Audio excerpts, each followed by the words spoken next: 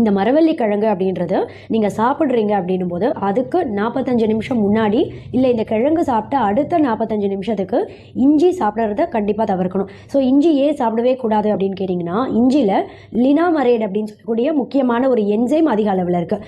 இந்த என்சைம் சத்து மரவள்ளி கிழங்கோட சேர்த்து சாப்பிட்றது நம்ம உடல் நல ஆரோக்கியத்துக்கு கொஞ்சம் கூட நல்லதே இல்லை. ஏன்னா அந்த கிழங்குல இப்போ மூலிகை மருந்து நீங்கள் ஏதோ ஒன்று எடுத்துகிட்டு இருக்கீங்க, அதில் சுக்கு இருக்குது அப்படின்னாலும் சரி, இஞ்சி காய்ந்த இஞ்சி தான் சுக்கு இல்லையா, சுக்கு சேர்க்கப்பட்டு ஏதோ மூலிகை மருந்து சாப்பிட்றீங்க அப்படின்னா கூட மரவள்ளி கிழங்கு சமைக்கப்பட்ட ஏதோ ஒரு உணவு நீங்கள் சாப்பிட்டு அடுத்த 45 நிமிஷத்துக்கு அப்புறம் தான் அந்த மருந்து சாப்பிடணும். அதே மாதிரி இஞ்சி சாறு, இஞ்சி டீ குடிப்பாங்க நிறைய பேர் பார்த்தீங்கன்னா, சாப்பாட்டுக்கு முன்னாடி பின்னாடி உடனே இஞ்சி டீ குடிப்பாங்க இல்லையா. மரவள்ளி கிழங்குல ரொம்ப முக்கியமான ஒரு விஷயம் என்னன்னா, வெளியில் கடைகளில் வாங்கும்போது ஒரு சில கடைகளில் இந்த மரவள்ளி கிழங்கை வெட்டி அப்படியே விற்பாங்க. உள்புறம் பார்த்தீங்கன்னா நல்ல வெள்ளை நிறத்தில் இருக்கான்னு செக் பண்ணி வாங்குங்க. வெள்ளை நிறத்தில் இருக்குது, நல்ல பியூர் ஒயிட்டாக இருந்தால் மட்டும் அந்த மரவள்ளி கிழங்கு வாங்குங்க. அப்படி கட் பண்ணாமல் நீங்கள் வீட்டுக்கு வாங்கிட்டு போயிட்டீங்க மரவள்ளி கிழங்கு அப்படின்னும் போது வீட்டில் போயிட்டு சின்ன சின்ன துண்டுகளாக அதை கட் பண்ணி உள்புற பகுதி நல்லா வெள்ளை நிறத்தில் இருக்கா அப்படின்றத செக் பண்ணிவிட்டு நீங்கள் சமைத்து சாப்பிடலாம். பொதுவாக நீரிழிவு நோய் பாதிப்பு இருக்கிறவங்க டயட் கவுன்சிலிங்க்கு வரும்போது பாகற்காய் சாப்பிடுங்க அப்படின்னு சொன்னாலே நிறைய பேர் அது கசப்பாக இருக்கும் வேண்டான்னு அப்படின்னு சொல்லுவாங்க. அப்படிப்பட்டவங்களுக்கெல்லாம் பார்த்தீங்கன்னா வாரத்தில் 2 இல்லை 3 நாட்கள் கூட சுண்டைக்காய் தொடர்ந்து உங்கள் அன்றாட உணவில் சேர்த்துட்டே வாங்கன்னு சொல்லுவோம். இந்த சுண்டைக்காயில் அப்படி என்ன இருக்குன்னு கேட்டிங்கன்னா, 4 முக்கியமான வேதிப்பொருள், 4 ஆன்டி ஆக்சிடென்ட் அதிக அளவில் இருக்குது. அது என்னென்னா, ஒன்று ரூட்டின், இன்னொன்று காலிக் ஆசிட், அடுத்து கெஃபிக் ஆசிட், 4வது முக்கியமானது ஏகப்பட்ட கேட்டிச்சன் ஊட்டச்சத்துக்கள். இந்த 4 ஊட்டச்சத்துக்களும் ஒன்று சேர்ந்து ரத்தத்தில் எப்போவுமே சர்க்கரையோட அளவை கட்டுப்பாட்டில் வைக்கும். நீரிழிவு நோய் பாதிப்பு இருக்கிறவங்க சுண்டைக்காய் தொடர்ந்து சாப்பிட்டுட்டே வந்தீங்கன்னா உங்கள் இன்சுலின் உற்பத்தியும் சீராக இருக்கும், ரத்தத்தில் சர்க்கரையோட அளவையும் கட்டுப்பாட்டில் வைத்து பராமரிக்கிறதுக்கு ரொம்ப ரொம்ப உதவியாக இருக்கும். நீரிழிவு நோயே வரக்கூடாது, தடுக்கணும் பிற்காலத்தில் நினச்சிங்க அப்படின்னாலும் வளர்கிற குழந்தைகளுக்கு இந்த சுண்டைக்காய் தொடர்ந்து குழம்பு மாதிரியோ இல்லை கிரேவி மாதிரியோ எப்படி சாப்பிட்டா பிடிக்குமோ அப்படி குழந்தைகளுக்கும் அவங்க அன்றாட உணவில் வாரத்தில் 1 நாள்.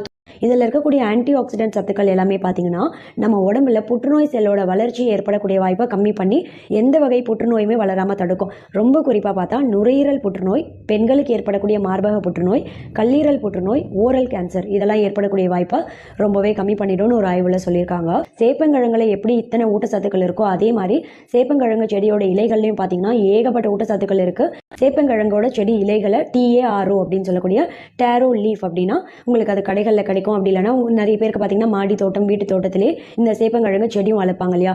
இந்த இலைகள் அப்படின்றது கொஞ்சம் பெரிய அளவில் இருக்கும், சின்ன சைஸில் இருக்காது. இந்த இலைகள் ஒரு இலை மட்டுமே எடுத்து நல்லா க்ளீனாக கழுவி சுத்தம் செய்து நீங்கள் இதை தண்ணியில் கொதிக்க வைத்து குடிக்கலாம். அப்படி இல்லைன்னா இந்த டேரோ லீஃப்னு சொல்லக்கூடிய சேப்பங்கிழங்கு செடியோட இலைகளை கீரை மாதிரி சமைத்து சாப்பிடலாம். நல்லது. கோடை காலத்தில் பார்த்தீங்கன்னா கண்டிப்பாக வாரத்துக்கு 2 தடவையாவது கண்டிப்பாக சாப்பிட வேண்டிய முக்கியமான குழம்புல மோர் குழம்பு அப்படின்றது ஒன்று.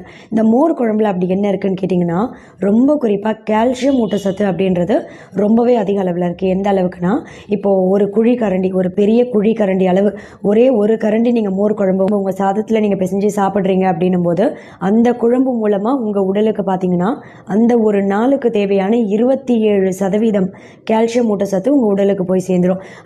முதல்ல இதில் பார்த்தீங்கன்னா ஜெனிஸ்டீன் அப்படின்னு சொல்லக்கூடிய முக்கியமான ஒரு ஐசோஃப்ளேவனாய்ட் சத்துன்றது அதிக அளவில் இருக்குது. இது ரொம்ப குறிப்பாக நம்ம உடம்புல எந்த ஒரு புற்றுநோய் செல்லோட வளர்ச்சியுமே ஏற்படக்கூடிய வாய்ப்பை ரொம்பவே கம்மி பண்ணி ரொம்ப ரொம்ப குறிப்பாக பார்த்தீங்கன்னா நுரையீரல் புற்றுநோய், சரும புற்றுநோய், பெண்களுக்கு ஏற்படக்கூடிய மார்பக புற்றுநோய், ஆண்களுக்கு ஏற்படக்கூடிய ப்ராஸ்டேட் கேன்சர்னு எந்த ஒரு கேன்சர் செல்லோட growthமே ஏற்படக்கூடிய வாய்ப்பை ரொம்பவே கம்மி பண்ணி ஆரோக்கியமாக வாழறதுக்கு ரொம்பவே உதவியாக இருக்கும்.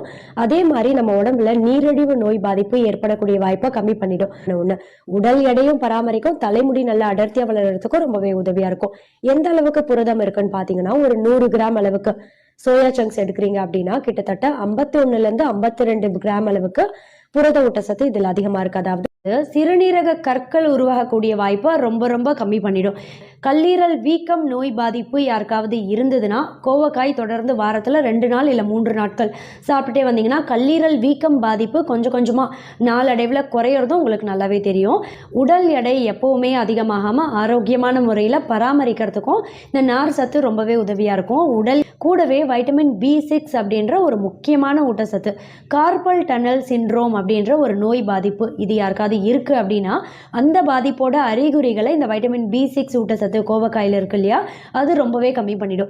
இரும்பு சத்தும் அதிகம் உள்ள ஒரு முக்கியமான உணவு இது. இந்த இரும்பு சத்து அப்படின்றது நம்ம ரத்தத்தில் ரத்த சிவப்பணுக்களோட எண்ணிக்கையை அதிகப்படுத்தும். இதனால் பார்த்தீங்கன்னா ரத்த சோகை அப்படின்ற அனீமியா நோய் பாதிப்பு ஏற்படக்கூடிய வாய்ப்பு ரொம்பவே கம்மி தான். எந்த ஒரு இன்ஃபெக்ஷன் இல்லை அலர்ஜியெல்லாம் ஏற்படக்கூடிய வாய்ப்பையும் ரொம்பவே கம்மி பண்ணிட முடியும். இந்த மஷ்ரூம் தொடர்ந்து சாப்பிடக்கூடிய குழந்தைகளுக்கு உடம்புல நோய் எதிர்ப்பு தன்மை அதிகமாகிறதோட மட்டும் கிடையாது, எலும்புகளை நல்லா வலுவடை செய்யும். வளர்கிற குழந்தைகளோட எலும்பு வளர்ச்சிக்கு ரொம்ப ரொம்ப நல்லது. ஏன்னா இதில் கால்சியம் அப்படின்ற முக்கியமான ஊட்டச்சத்தும் அதிகமாக இருக்குது. இந்த கால்சியம் ஊட்டச்சத்து வளர்கிற குழந்தைகளுக்கு மட்டும் கிடையாது, வயசானவங்களுக்கு கூட பார்த்தீங்கன்னா அடிக்கடி மூட்டு வலி, கை கால் வலி, இடுப்பு வலிலாம் ஏற்படும் இல்லையா, இந்த வலி எல்லாத்தையும் கம்மி பண்ணிடும்.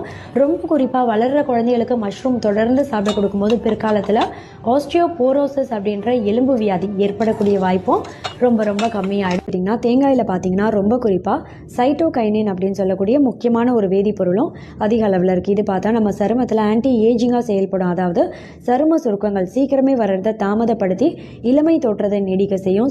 கர்ப்பிணி பெண்களுக்கு மட்டும் கிடையாது, கருவில் இருக்க உங்கள் குழந்தையோட ஆரோக்கியத்துக்கும் பார்த்தீங்கன்னா இது ரொம்பவே நல்லது. எப்படின்னா, பிறக்க போகிற உங்கள் குழந்தைக்கு நியூரல் டியூப் டிஃபெக்ட் எதுவும் ஏற்படாமல் தடுக்கும்.